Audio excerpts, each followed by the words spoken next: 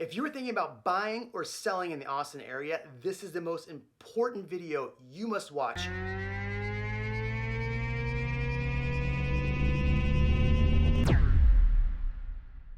Jeremy Knight, the Knight Group, your favorite Austin realtor. Look, the July housing numbers are in and they are bananas. Good one. So today we're gonna go over what has happened since the last couple lockdowns. Not allowed to say any of those words because YouTube will demonetize, but we're gonna talk about what has happened to our market, what has happened since then. We're gonna talk about the July numbers, why they are insane, and then we're gonna go over, is it time to buy? Is it time to sell? And at the end of this, I'm gonna give you an awesome tip that might save you a lot of money in the future. So here we go. First up, let's talk about what has happened. Obviously, we've gone through a couple shutdowns. We went from a 2.8% unemployment rate all the way up to 12.2, and then we saw it come back down about 7.5%. And I am praying that that 7.5 number comes down even further in the Austin area. I know a lot of people in the service industry that could really appreciate their bars and restaurants opening back up safely. Okay, the problem though is nationally, 30% of people missed payments for their housing needs in July as well. In fact, if you look at Texas, Texas is number 11 on states that have missed payments, which is about 30% of people either missed their rent or their mortgage payment, which means investors are probably a little scared right now and homeowners are also very concerned.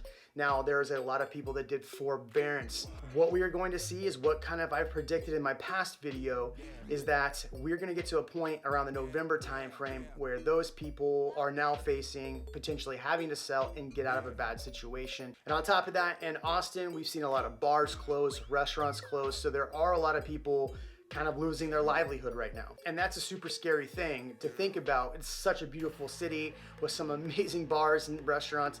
To see them closing is very sad to me because we're losing some of that thing that makes Austin so amazing.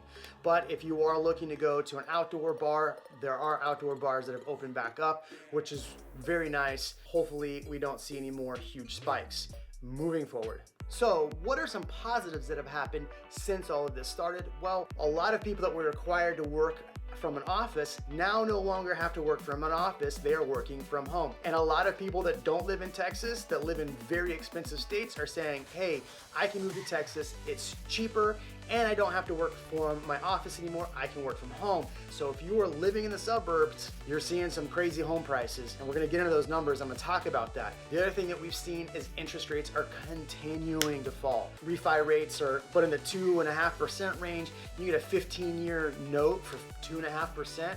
I've seen people get 30-year fixed rates under 3%. So it is kind of crazy how cheap money is. Now, I'm not an economist.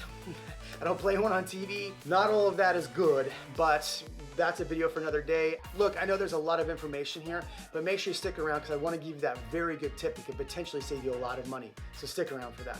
Okay, new builds. Now this is something that has been kind of unique to happen as well. New build communities will start what's called inventory homes ahead of time. So there is inventory for people to purchase moving forward. So they have something always to sell. Well, back in March and April, what happened is new builds stopped doing that because they didn't know what the heck was gonna happen. And on top of that, permits were getting pushed back because people were working from home. So the inventory for new builds is gone. Over the weekend, I actually just put 3 people under contract on new builds, and here's what I saw. Number 1, zero inventory.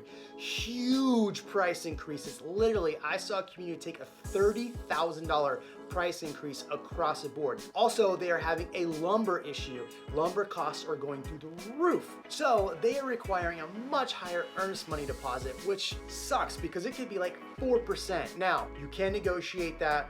Make sure you try to negotiate that. If you are going to a new build, try not to put 4% down. That is a lot of earnest money to put down. Keep that in mind. So where does that leave us with the Austin market numbers?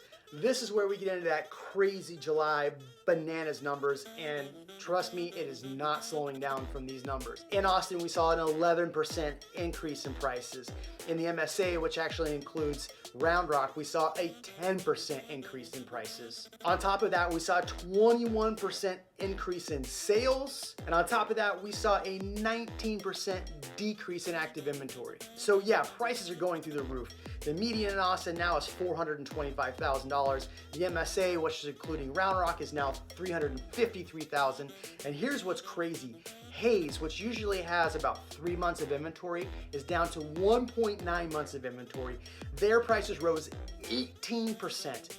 18%.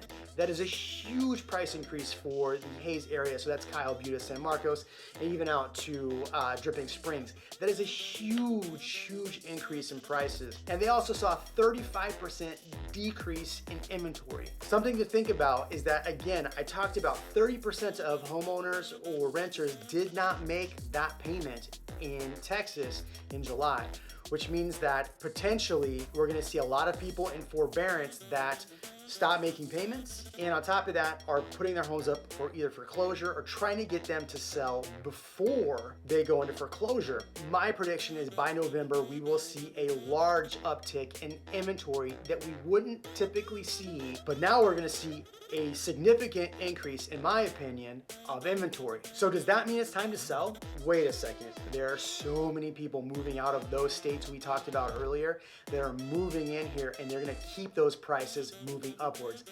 I think we might see prices level off slightly. We're not seeing a 10%, 11% increase in prices, but we will see maybe a 4, 5, 6% increase. So is it time to sell? Yes. Is it time to buy? Absolutely yes. What I'm predicting is that even if prices flatten out by March of next year, they're going to increase back. Again, remember, interest rates are the lowest they've ever been. People are moving here in droves to get out of major cities. So if you're going to buy, now is the time. Now you might want to do a new build. Again, we need to negotiate on some prices on that, and we need to get some things down. But if you're going to go do a resale home and you're a seller, chances are if a seller prices a home right, that home is going to sell in multiple offers. So if you are planning on buying, make sure that you have somebody on your side, a good realtor that knows how to negotiate in a multiple offer situation and doesn't just cost you a ton of money. Don't want that to happen to you. On top of that, if you're a seller, do not overprice your home. So I hear from sellers all the time that, hey, these California buyers are just gonna overpay this crazy price that I put out. That's not the case. All of those people are very intelligent when it comes to buying a home because they usually hire a very smart realtor to help them negotiate that and make sure they're not overpaying. If you're gonna move to Austin and try to rent for 6 months, prices are going to continue to rise, so you might get priced out in 6 months. There's something to think about. So what was the tip I was talking about? Make sure you negotiate and get a home warranty into your contract. And if you can't get one in, make sure you purchase a home warranty. Here's what's gonna happen. You could have major issues happen down the road. Hopefully not, but you could have an HVAC issue. It is super hot. Look, I'm in my own home and I'm sweating. So you could have HVAC issues. Make sure you have a very good home warranty that will take up and take care of any issues that you have with an HVAC or something to that effect. And if you're gonna buy a new build, they're gonna give you 2 years of warranty. Make sure year 3, you purchase your own outside home warranty because it could save you a lot of money. Yes, it's a new home, but you could still have issues. There you go. Jeremy Knight, the Knight Group, your favorite Austin realtor. Thank you so much for watching this video. Make sure you like, comment, subscribe, and all those people that have reached out to me and thanked me for these videos, thank you for watching. I really appreciate that. Have a good day.